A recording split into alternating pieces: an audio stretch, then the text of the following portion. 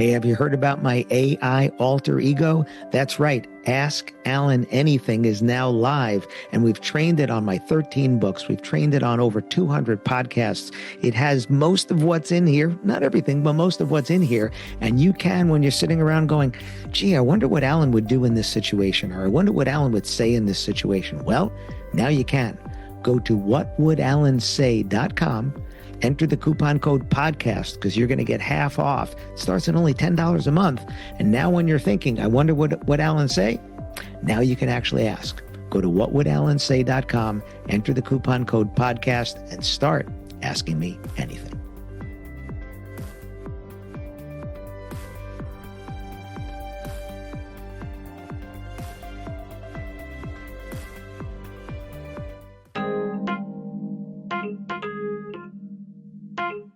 We are not competing. Listen to this episode. See what I'm talking about.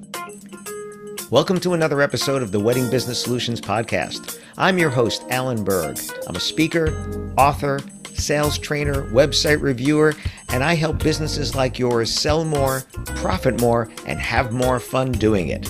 Enjoy this episode. Hey, it's Alan Berg. Welcome back to another episode of the Wedding Business Solutions Podcast.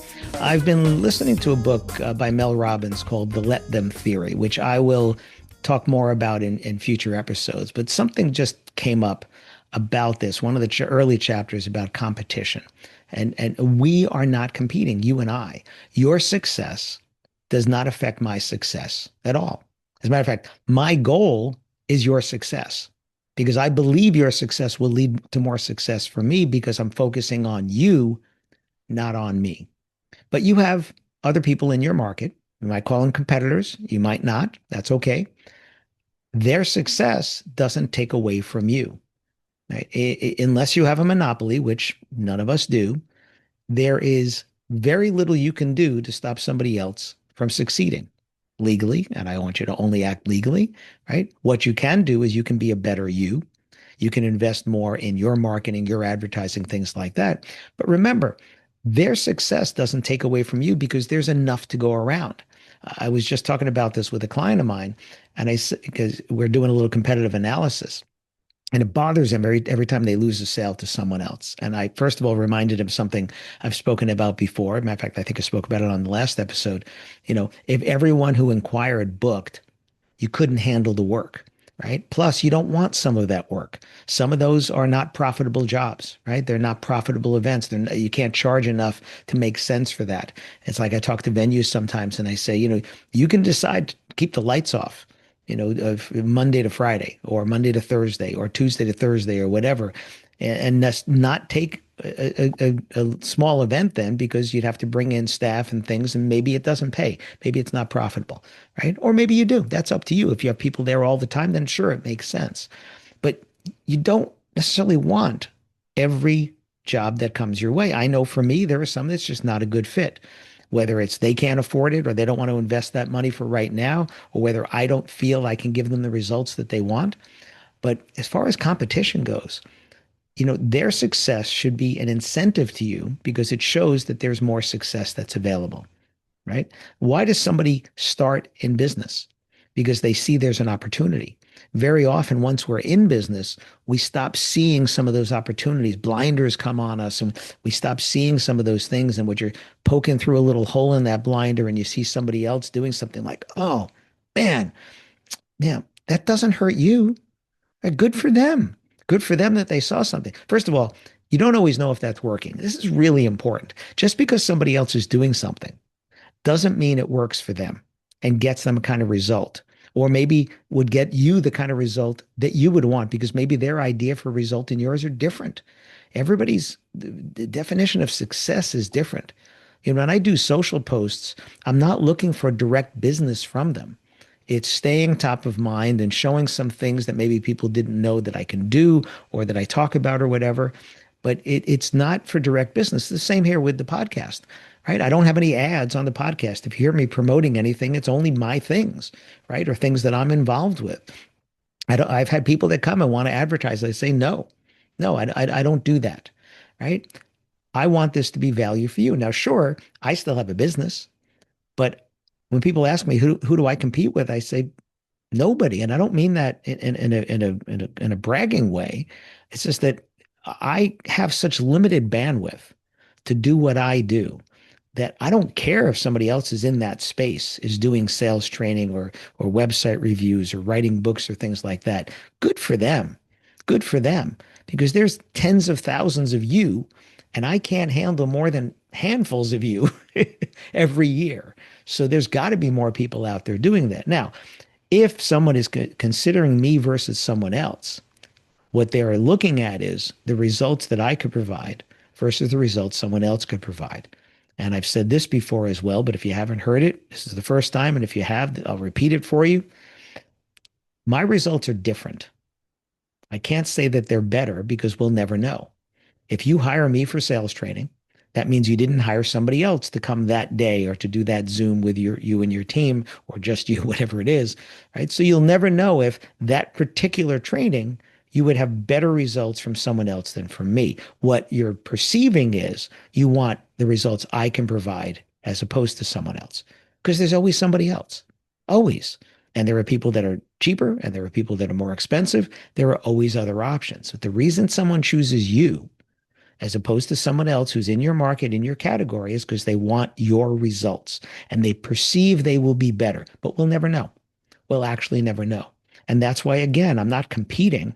Yes, I'm trying to get the attention. I'm competing for attention, right? So if somebody is thinking, oh, I want to do whatever, right? I just had somebody found me through an AI search, right? That's the first time I've heard that. I don't know if it's the first time it's true, but I know it's the first time someone's told me that.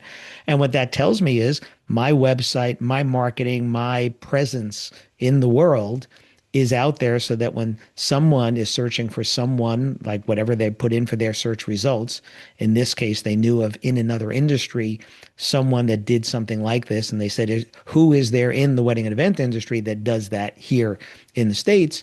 And I came up first. Great. So that means things that I'm doing are working. Now, how many times might that happen where I never know I didn't come up because I didn't get the inquiry?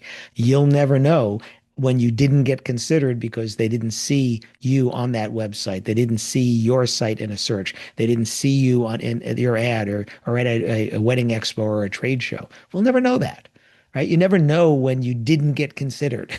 We can't know that.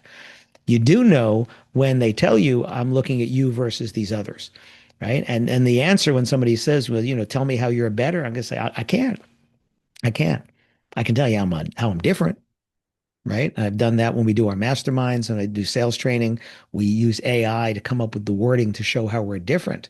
I can tell you the kind of results that I provide in the words of the people that have actually had me do sales training or used Ask Alan Anything or had me do a website review or read a book. But I can't tell you that I'm better because we'll never know. But I can tell you why people choose me. I can tell you those kind of results. But again, I don't think it's competition. That's up to you to decide as the customer. When you're a customer, you get to decide which of the choices you want to choose, right? But as a business, we can only choose to try to get the attention of those same people, right? The 4 steps to getting more sales are get their attention, get an inquiry, have a conversation, make a sale, right? Those are the 4 steps to more sales in just about anything in the world, right? Get someone's attention. If they don't know it exists, how can they ask for it, right? Or reach out. They can't make an inquiry if you didn't get their attention. So now getting their inquiry is putting out the best content and the best why they should choose you, not just what, right? Having a better conversation digitally first and then either on the phone, Zoom, or in person, right? And then making the sale and then follow up between those points there, right? It's not a perfect system, right? You're going to get ghosted. I wrote 2 books here called Why Are They Ghosting Me? And I still get ghosted sometimes. So nothing is perfect. The goal is to get it to work better. So again, stop thinking about the competition. Any time you spend worrying about competition is time you're not investing in your personal success and the success of your business, right? Because your time is finite. When you use time for something, it means you didn't use it for something else.